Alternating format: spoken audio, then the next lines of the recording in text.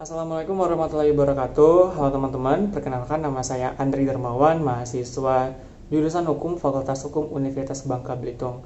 Di video kali ini saya akan menjelaskan materi tentang tinjauan hukum transfer dana melalui media elektronik. Sebelumnya kita ketahui dulu pengertian transfer dana.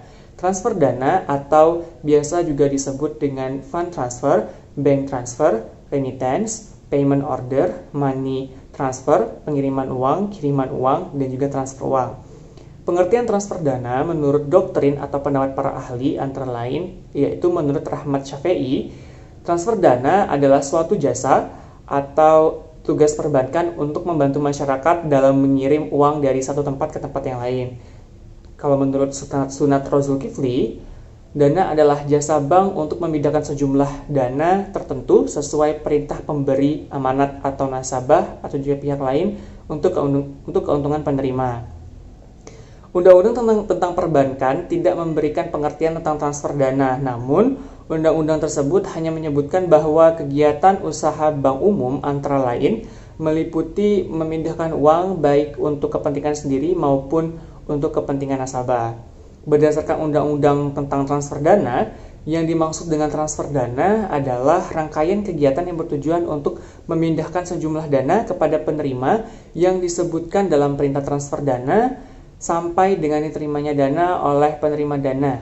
Yang dimaksud dengan dana sendiri adalah yang pertama uang tunai yang diserahkan oleh pengirim kepada bank penerima. Kemudian kedua, uang yang tersimpan dalam rekening pengirim pada bank penerima. Ketiga, uang yang tersimpan dalam rekening bank penerima pada bank penerima lainnya. Keempat, uang yang tersimpan dalam rekening penerima pada bank penerima akhir. Kelima, uang yang tersimpan dalam rekening bank penerima yang dialokasikan untuk kepentingan penerima yang tidak mempunyai rekening pada bank tersebut. Dan terakhir, fasilitas cerukan atau overdraft atau fasilitas kredit yang diberikan bank kepada pengirim. Perintah transfer dana adalah perintah tidak bersyarat dari pengirim kepada bank penerima untuk membayarkan sejumlah dana tertentu kepada penerima. Sedangkan perintah tidak bersyarat adalah suatu perintah yang pelaksanaannya tidak digantungkan kepada terjadi atau tidak terjadi suatu keadaan tertentu yang dikehendaki pengirim asal.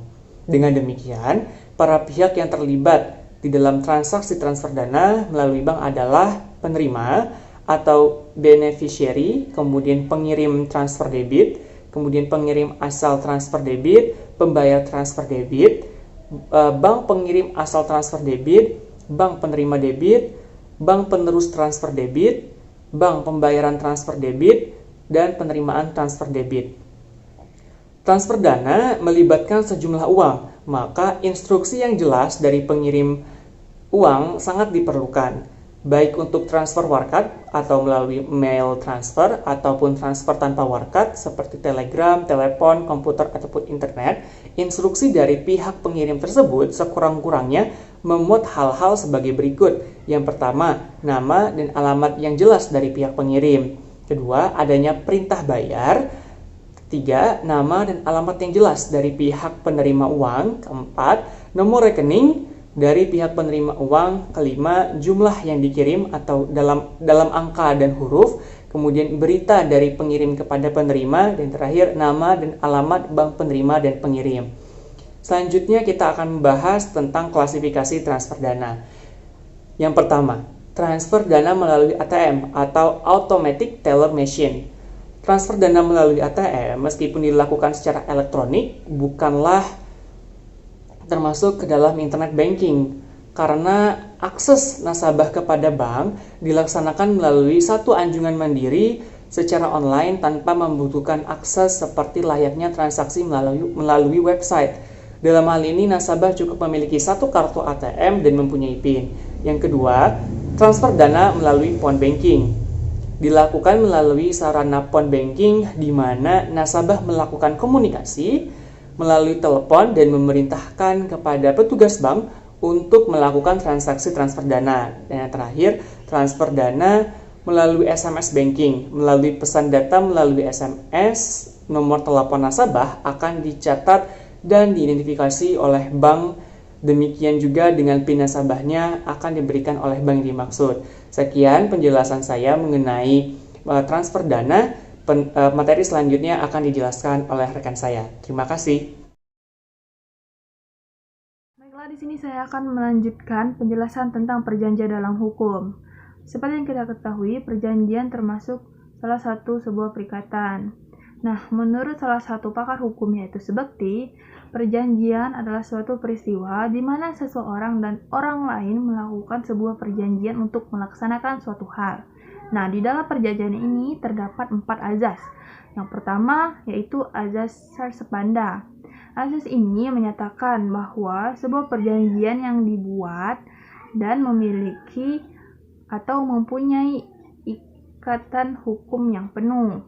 Nah, kedua yaitu azas konsensual. Azas ini menyatakan bahwa sebuah perjanjian yang memang sudah dibuat dan sah dan memiliki unsur hukum yang sudah dipenuhi. Yang ketiga yaitu azas obligator.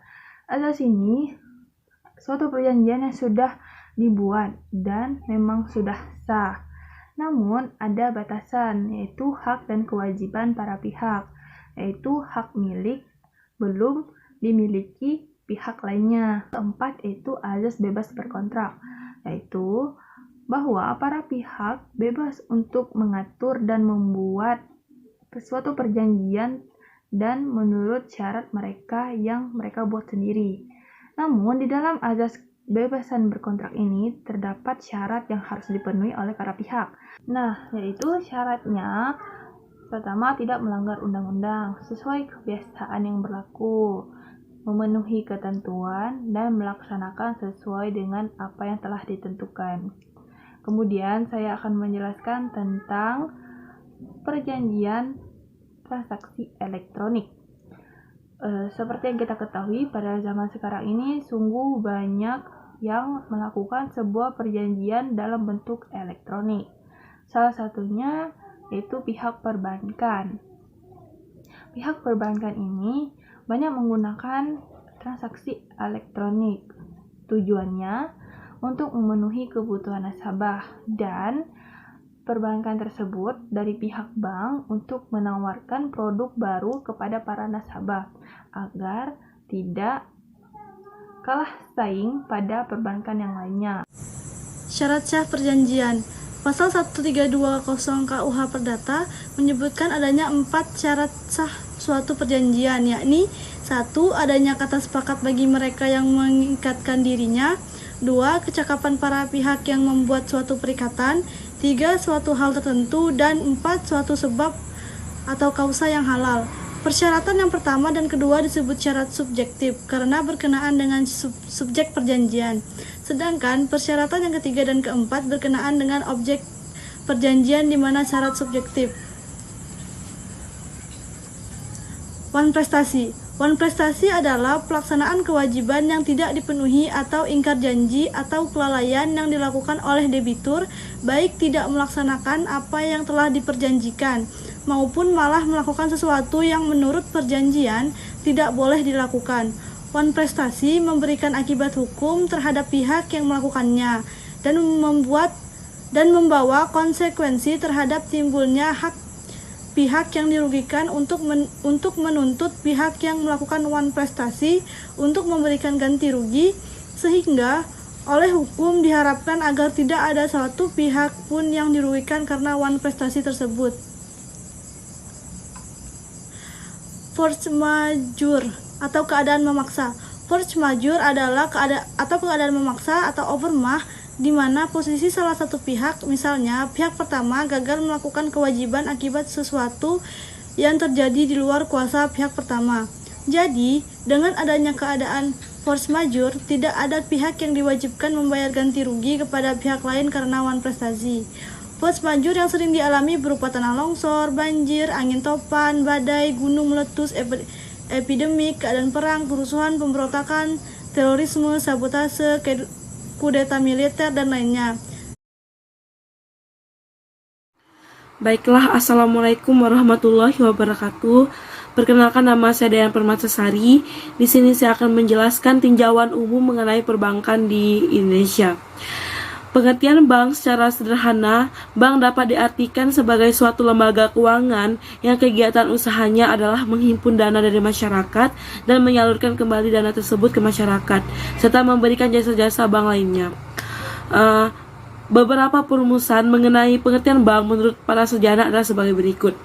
Yang pertama, menurut Person, bank adalah badan yang menerima kredit, maksudnya adalah suatu badan yang menerima simpanan dari masyarakat dalam bentuk giro, deposito, berjangka maupun tabungan. Yang kedua, menurut Somari, bank adalah badan yang aktif memberikan kredit kepada nasabah, baik dalam bentuk kredit jangka pendek, menengah, dan panjang. Selanjutnya, dana yang diperlukan dalam pemberian kredit tersebut berasal dari modal yang disisihkan dari anggaran belanja negara untuk bank pemerintah dan modal saham untuk bank swasta.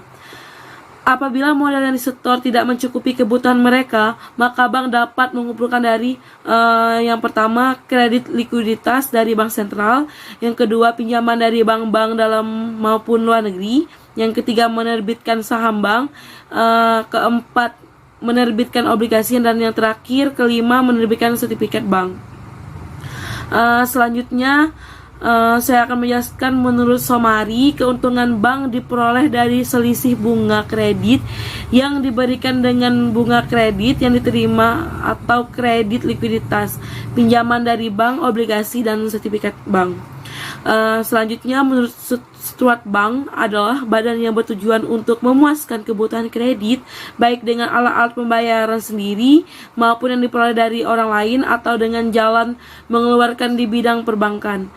Lembaga yang berwenang mengatur bank dalam kebijakan perbankan didelegasikan kepada Bank Indonesia.